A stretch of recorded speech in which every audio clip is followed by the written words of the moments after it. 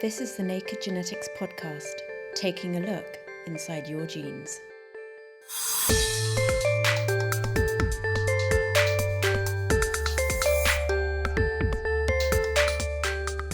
Building a baby is a complicated business, with millions of cells needing to work together. So, how does it happen? To be able to grow, they need to be able to communicate with each other. And so the growth factors are really important because that's how the cells communicate to each other. Plus, how big data is making big strides in big genes, and our gene of the month is going round and round in circles. This is the Naked Genetics podcast for July 2016 with me, Dr. Kat Arney, brought to you in association with the Genetics Society, online at genetics.org.uk.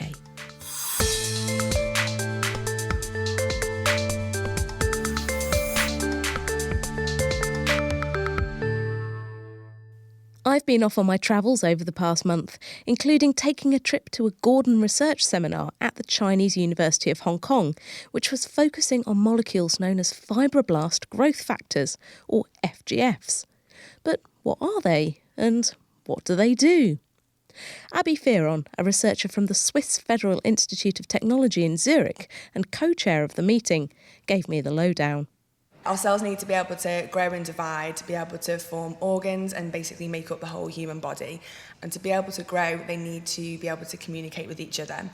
And so the growth factors are really important because that's how the cells communicate to each other. So one cell will release growth factors and they will then go across to another cell and they'll bind to another protein that sits on the cell, and then that transfers a message into the cell that tells the cell to grow and divide. The conference that we're at is looking at fibroblast growth factors. Yeah. What are they? I mean, what's a fibroblast for a start? So fibroblasts are a specific cell type. The name fibroblast growth factor is actually slightly confusing. It's basically these proteins were originally found in fibroblasts, and it's thought that the people who discovered them basically found these proteins, chucked them on a specific cell type, found that it made those cells grow and divide, and so just called them fibroblast growth factors. But they're actually really important in loads of different types of cells.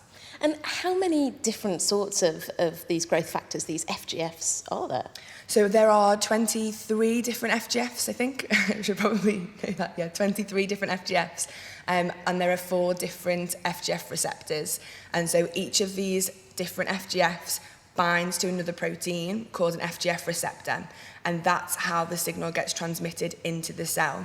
And each of these different fibroblast growth factors binds to different receptors, and so that's how you get sort of different signalling through the different pathways. Because these are involved in making lots and lots of different parts of the body. So at some point there has to be you're the signal to make that part of the brain, and you're the signal to make that part of the body. Exactly, and that's what's really important. So FGF receptor 2, for example, is what I worked on for my PhD, and that's particularly expressed in the uterus.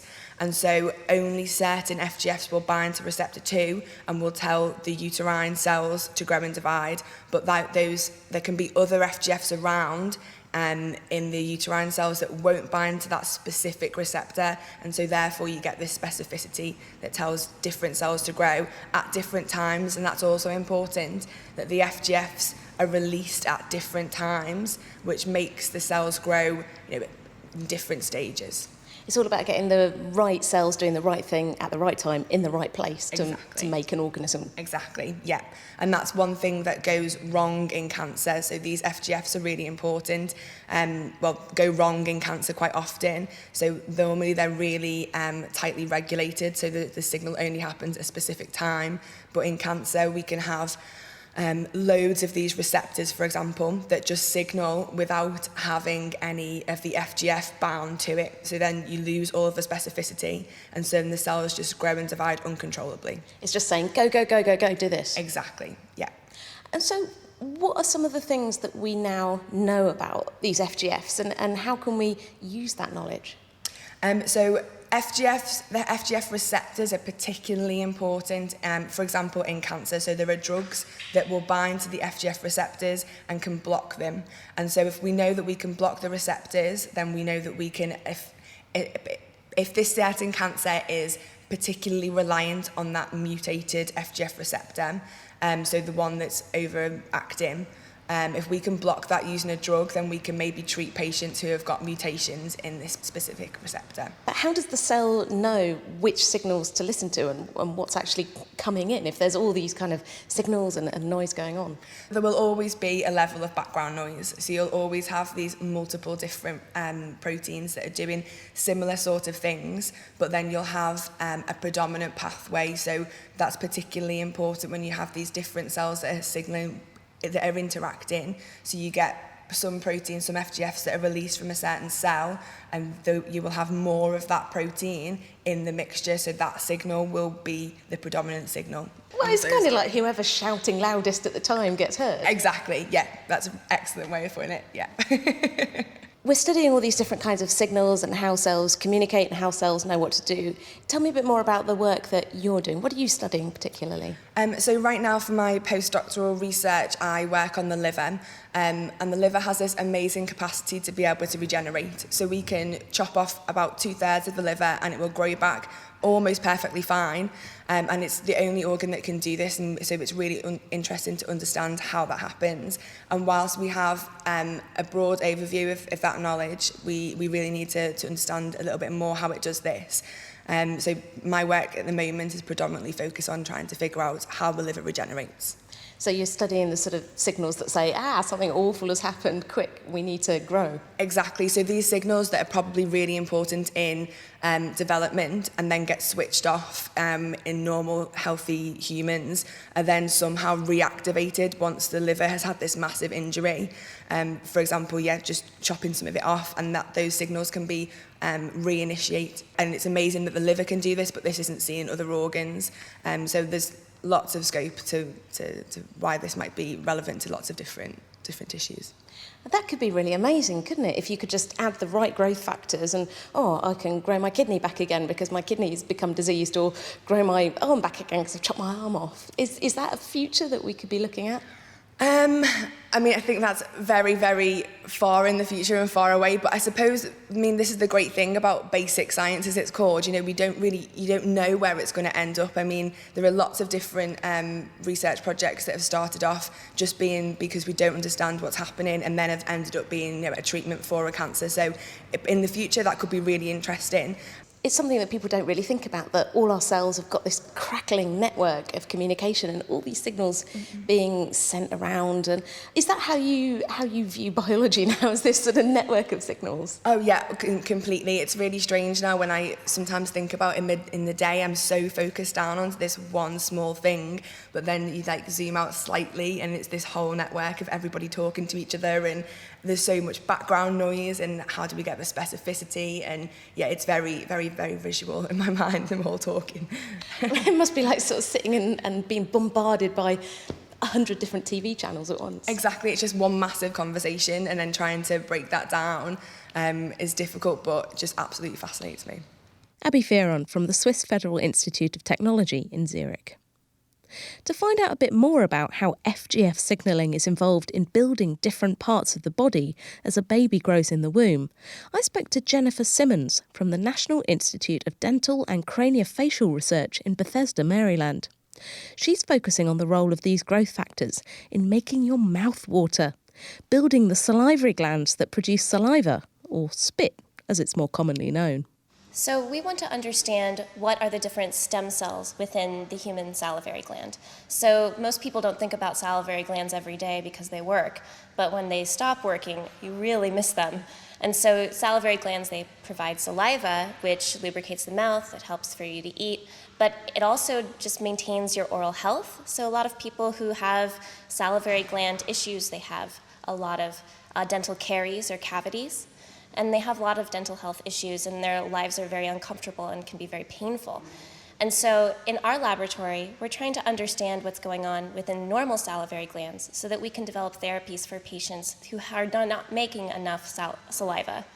And to do that, we are looking at the different stem cells so that maybe we could turn these stem cells back on after damage like radiation or due to other diseases that can cause defects in salivary flow. So let's kind of go a little bit right back to basics. So where do our salivary glands come from? How do they start being made? So you have 3 major salivary glands, and the next time that you bite into something sour like an orange, or if you take a sip of soda, you'll feel little pings in the sides of your cheeks, and those are your salivary glands turning on because it's time to eat. You'll never notice it until you think about it, and now every time that I eat, I can feel them, these little tingly feelings in the sides of my cheeks. Those are the salivary glands turning on. And so they develop really early in development. So your tongue actually is 2 pieces, and when your tongue fuses together, that is when your salivary glands start. So right when your face is starting to look like a face, that's when the salivary glands start. So this is when, like, a human or an animal is growing in the womb and it's all kind of coming together. Yes. It's that early stage. Very early stage, absolutely. How do you go about studying that and trying to figure out what's going on there? So we use mouse models in our laboratory, but you can use other animal models too, and so we also use pigs. We have micro pigs that we are looking at in a collaboration. I unfortunately don't get to work with the pigs. They look very cute. But so yes, we study it in developing mouse embryos. What are you starting to understand about how the salivary glands form and maybe what's going wrong in some cases?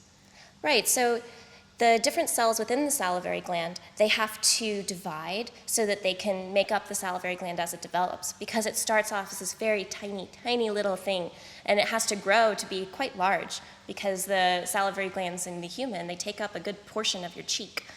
And what do they actually look like? I mean, what's the sort of the structure of a salivary gland? I can poke my face and I can't really feel anything. What does it look like inside? It actually looks like a tree. And so a salivary gland is a branching organ. And so like the branches of a tree, if you imagine the branches of a tree are kind of like the highways of saliva that go into your mouth, and then the leaves of the tree are where the saliva is formed. And so it kind of looks like a bush or a tree, but it looks quite fluffy. It's actually a very pretty organ because it has all of these small circles at the end that make the saliva. It's a fluffy tree full of spit. It's a fluffy tree full of spit, absolutely. And you have 3 of them on each side of your face. And so what do we now know about the kind of the genes that are controlling how these are made? What have we started to discover? So we've started to see that some of the genes that are important for other organs all over your body are also important in salivary glands, which is very exciting for not just people who study salivary glands like me, but for people who study other organs that resemble salivary glands and some that don't.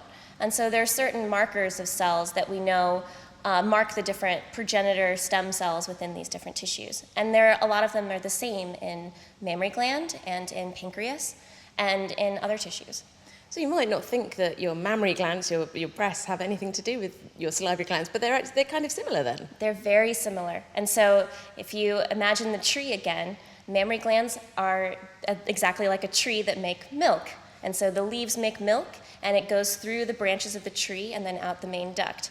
And so many different organs in your body have that tree kind of shape, which is why we call them branching organs. As the salivary glands or the mammary glands are developing, there have to be signals that say, okay, we're gonna do this here, we're gonna make this organ and do this branching. What are those signals? What have you discovered about how they're working? So there are specific proteins that are secreted by certain cells in these branching organs. And one that I'm studying is called fibroblast growth factor, and we call it FGF for short. And what we found in the salivary gland, and it's the same in other branching type tissues like mammary gland, is that you need FGFs in order to steer these signals to make these branches. Because like when a tree grows, you start with one shoot, maybe a few leaves, and then you get multiple different boughs and branches and multiple leaves. And we know that these factors, FGFs, are essential for this whole process. And is it the same FGFs that are in the salivary glands or in the pancreas or in other tissues? Because there's lots and lots of different types of FGFs, isn't there? That's right, there's many types of FGFs. And what we have found is that certain FGFs are especially important for this branching. And so my work has shown that FGF10 and the signaling that happens downstream, or what I mean is after the growth factor, this FGF comes in contact with the cells, there's lots of activity inside the cell. And so this particular FGF, FGF10, is important for all of these branching organs. I guess that's kind of quite a clever evolutionary trick then, is if you need to make something that's branchy that releases fluid, like a pancreas or breasts or salivary glands, you'd kind of do it in the same way. Yes, these mechanisms are absolutely conserved, which is a brilliant trick of nature if you like to think of it that way. And so this way you don't have to use all these different genes. And it's nice in development because you only have certain pathways that you can use, but it's also nice for therapy because that means that what I find in the salivary gland could be used to help people who have problems with their pancreas or maybe with your tears. Your tears are also made from a branching organ. Your lungs are also a branching organ. And so the things that I have found in the salivary gland could also be used to treat people with defects in their lungs, in their kidneys, pancreas, any branching organ. So I guess by using these same kind of pathways, the same molecules, it means that really there isn't such a thing as a salivary gland gene that makes a salivary gland or a breast gene that makes your boobs. That's absolutely right. And sometimes I know that I wish there was a salivary gland gene. It would make my life a lot easier. But on the other hand, it's very fascinating to me that the same pathways are used in different organs that do different things at different stages of development and even in different disease states. And so it's also important to note that the pathways I study in salivary glands, these FGFs, they're really important for cancer because these same pathways that are essential for normal development get altered in cancer. And so it's nice that the things that I learn about normal FGFs, I can apply to cancer. And so it's kind of like teasing apart a puzzle. And you already know the pieces, but they're going to fit together differently. It's kind of the solution, isn't it, to how we only have 20,000 genes, but we make all these amazing different tissues. And I sometimes think, oh, it makes biology really simple because you're only dealing with this many genes. But actually, it's really complicated because all these genes do lots and lots of different things. So I don't know if you played with Legos or building blocks as a child, but I did. I love Legos. I still play with Legos. And biology is a lot like Legos. All the different pieces, they sound so simple. Yeah, 22,000 genes, it's not that many, really. Especially you and I are both sitting here. We're both women. We're very different people. And it's because of our 22,000 genes. It's the way the different Lego pieces are fitting together. And so once you know some of the rules, you can see how you can take the same Lego pieces and you can build an airplane, you can build a castle, you can build a Star Wars thing like I did over Christmas. You can do lots of things with Legos, and genes are the same way. And that's why you can use these same genes to develop a salivary gland, develop mammary gland, lots of different things, because they're just like Legos. And what's going to be the journey from the kind of lab studies that you're doing to finding these treatments? Is this just the first steps along the pathway? These are some of the first steps. In our laboratory, we have multiple projects to look at this. And in one of them, we're treating with another secreted growth factor called nuturin, and it influences the nerves within the salivary gland. And so it's a little closer to the clinic than what I'm currently working on, is we hope that if we can give nuturin to patients in their salivary glands that have lost salivary gland function, that maybe we can turn back on the salivary gland. And so that's a little bit closer to therapy than, yes, the very early stages of my personal project on FGFs. And now you're having a quick swig of coffee. Can you feel your salivary glands working? Yes, you can. Coffee is rather bitter, so they do turn on. But seriously, everyone should take a sip of lemonade. It's beginning to be very hot. It's very hot where we are here in Hong Kong. If you take a sip of cold lemonade, you'll be able to feel your salivary glands turn on. And it's really fascinating that you can feel this. And so the next time that you're eating, try to remember that your salivary glands are working really hard for you to have a healthy life. And we should really care about salivary glands, even though most of the time they work just fine and we don't even realize they're there. Jennifer Simmons from the US National Institute of Dental and Craniofacial Research. And next, happy birthday to you, happy birthday to you, happy birthday dear Dolly the sheep, happy birthday to you. After 277 attempts, Dolly, the world's first cloned mammal, was born on the 5th of July 1996 at the Roslin Institute in Edinburgh, thanks to the work of Ian Wilmot, Keith Campbell and their talented colleagues. However, her existence wasn't revealed to the world's media until several months later, in February 1997. Living until 7 years of age before succumbing to lung disease and producing 6 normal lambs of her own in the usual biological fashion, Dolly was living proof of the power of reproductive cloning, taking the DNA of an adult cell, in this case from a mammary gland of an adult female sheep, and putting it into a sheep's egg cell from which the DNA had been removed. Arguably the most famous sheep in the world, Dolly's creation sparked huge scientific and sociological discussions, with some people accusing scientists of playing God and riding down a slippery slope to human cloning, while others saw potential advances for biomedical and agricultural research, as well as opening a door onto understanding how the unique environment of the egg can wind back the biological clock of an adult cell and turn it back into an embryonic one. Since then, we've seen an entire menagerie of cloned animals appearing, from cloned cattle, camels and cats to dogs, mules and even monkeys. But, as yet, no cloned humans, due to an international moratorium on the practice. We'll be bringing you a special edition of the Naked Genetics podcast from a symposium being held at the Roslin Institute in September, looking in detail at Dolly's scientific legacy.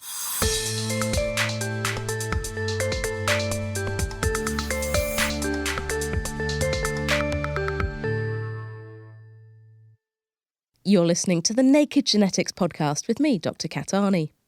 Still to come, our gene of the month is going round in circles. But now, big data is the big thing in science right now, with researchers around the world generating and trawling through ever bigger data sets in search of answers to ever bigger questions. And, unsurprisingly, advances in gene sequencing technology have produced some huge piles of data for the number crunchers to play with. So what are they doing with it? Timandra Harkness is the author of the new book Big Data, Does Size Matter? And I started by asking her, what exactly do we mean by big when it comes to data? Part of the idea of it being big is obviously that there is a lot of it, and that's one of the reasons we're able to do so much with the human genome, is that we're able to work through masses and masses of bits of information, and computers are able to process it really fast and make sense of it. And that's why we've gone from the human genome taking years and costing billions of dollars to doing it within weeks for $1,000. So that's one thing. But the other thing that a neuroscientist called Paul Matthews described to me as the difference between large data and big data is large data is just lots and lots of the same kind of data. But big data is different types of data that you can put together to get a more rounded picture. So, for example, scientists like him might take genetic data but put it together with brain scans and even with the postcodes of where people have lived and weather reports from those areas, so that you could get a picture of somebody's health that takes into account their genetics but also the environment they've been in and what illnesses they've developed, and really start to see how those factors interact. What sort of information can we get out then? How is this useful, being able to make all this network of links rather than just going, okay, that links to that? Well, obviously, there are some cases where there's one gene you can identify it and say that will cause you to develop this disease. But most of genetics doesn't actually work like that. That what it does is gives you a propensity for something or a risk for something. And then you're starting really to look statistically and saying, okay, you're more at risk of this because of this gene. Or, well, we've noticed that a lot of people with this combination of genes go on to develop this, but not all of them. So maybe we need to look at other factors and see if perhaps there's some lifestyle thing that you could avoid and that would cut down your genetic risk, or whether there's something else going on that we haven't found yet that's in combination with the genes. Because, you know, it's a nice idea that genes are just a digital thing, and if the gene is there, something will happen, and if it's not, it won't. But that's really not at all how it works. Is there a problem with too much data in genetics? I talk to scientists and they say, oh God, we're just getting so much sequencing data or so much data from our experiments that we don't have time or the computing power to get through it. I think that is a problem, because it's almost as if the ease of gathering data and the ability to store loads of data that we didn't have before makes it the default. So you think, well, I might as well collect this because I can. But that doesn't necessarily get you any closer to the answers. So yes, there is the problem of actually being able to meaningfully process it. But the other thing is, a few years ago, I think there was a first flush of excitement about big data, and people started saying, oh, well, theory is dead. We don't need theories now because we'll basically just tip all our data into a massive computer and the computer will do all the work and spit out the answers, and we won't even have to ask the questions. Sequence all the things. Exactly. And it's like, correlation will just give us all the answers. We won't even care why things happen because all we need to see is which things happen together, and that will enable us to prevent things. And I think people are calming down a bit now and going, well, when we said theory was dead, we just meant it was having a bit of a lie down, and obviously we will still need causality, and actually we will sometimes still need a hypothesis, but the two can work together. So you might look at some data and what's essentially an artificial intelligence driven computer which has been looking at it for you might say, here are some interesting patterns, you might want to look at these, there might be something here. And then you go away and use your human judgment and think, oh, well, no, actually, I can see why it's flagged that up, but there's a perfectly simple real-world explanation why people who live in cold climates might have lower vitamin D because there's less sunshine, and when the sun is out, it's too cold to expose your skin to it. Or there might be something genuinely new that you would never have spotted before, and then you can form a hypothesis and go and investigate it. And then vice versa, you might think, I have a feeling from my other research, there might be a link here. Now let's go back and look at the masses of data and let the computer do the trawling to see if there really is something there. Are we going to start to get closer to answering some of those really big questions, like how do you go from the code in DNA to building a baby? I think it's certainly got massive potential, and I think scientific research is one of the really big areas of potential for big data. And certainly the people I've spoken to are very excited about being able to deal with a lot of information and also to combine things that you could never practically have combined before. But as I say, I think the people who a couple of years ago maybe were getting overexcited and saying this will transform everything and you won't even really need scientists because the computers will just tell us everything, are now starting to say, actually, no, you still need the human mind to make sense of it, but now we have some amazing new tools to get us there a lot quicker. Timandra Harkness, and her book Big Data, Does Size Matter? Is out now, published by Bloomsbury Sigma. And also a quick reminder that my own book, Herding Hemingway's Cats, Understanding How Our Genes Work, is also out now, available in hardback, ebook and audiobook. According to the journal Nature, it's a witty, clued-up report from the front lines of genetics, while one of my heroes, Radiolab presenter Robert Krulwich, described it as a gorgeously written, surprisingly gripping introduction to everything we've learned about genes since the famous Human Genome Project several years ago. So go on, give it a read. And finally, it's time for our Gene of the Month, and this time it's roundabout. First discovered in fruit flies in the early 90s, roundabout is responsible for making a molecule that helps to guide the growth of the long tails of nerve cells, called axons, in the developing embryo, enabling them to make the journey from one side of the fruit fly larva to the other. In animals with a faulty version of roundabout, the nerve axons start heading out in a straight line, but double back on themselves and end up growing round in circles, just like a car driving round and round on a roundabout. Some human versions of roundabout, known as robogenes, and their receptors, have been implicated in a process called angiogenesis, the way in which new blood vessels grow into a tumour, as well as other aspects of cancer growth. And there are even tentative links between variations in human robogenes and dyslexia, or even psychopathy. But much more work is needed to figure out whether the link is real, or whether the scientists are just going round in circles. That's all for now.